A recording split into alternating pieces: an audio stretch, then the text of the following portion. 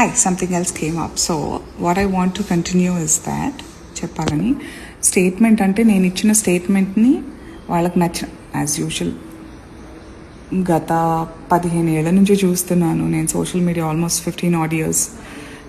చెప్పింది ఒకటైతే వాళ్ళకి నచ్చింది ఎడిట్ చేసి వాళ్ళకి ఏది ఎంటర్టైనింగ్ ఉంటుందో వాళ్ళకి ఎలాంటి వ్యూవర్షిప్ వ్యూస్ లైక్స్ ఎట్లా వస్తాయో దాన్ని కట్ చేసుకుంటారు.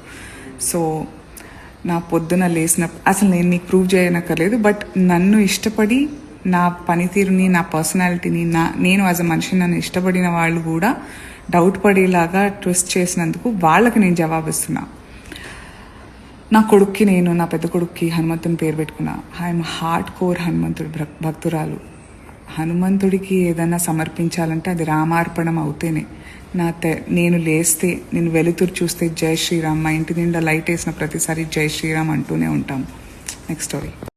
సో నేను ఏమన్నానంటే చాలామంది ఇట్లా ఇప్పుడు షేర్ చేద్దాం అనుకున్నా నాకు కావాల్సిన వాళ్ళు చాలామంది అనవసరంగా వాళ్ళకి హైప్ వస్తుంది, వాళ్ళు పర్సనల్గా ఫీల్ అయిపోతున్నారు, మనకి విజిబిలిటీ వస్తుందని అని అంటున్నారు.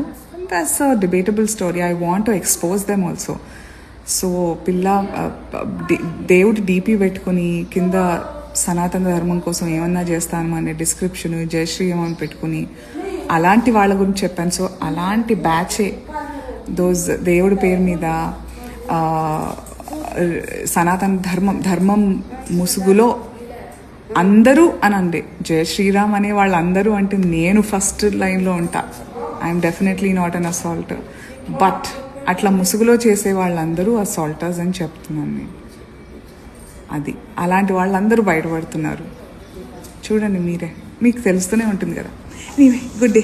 జై శ్రీరామ్.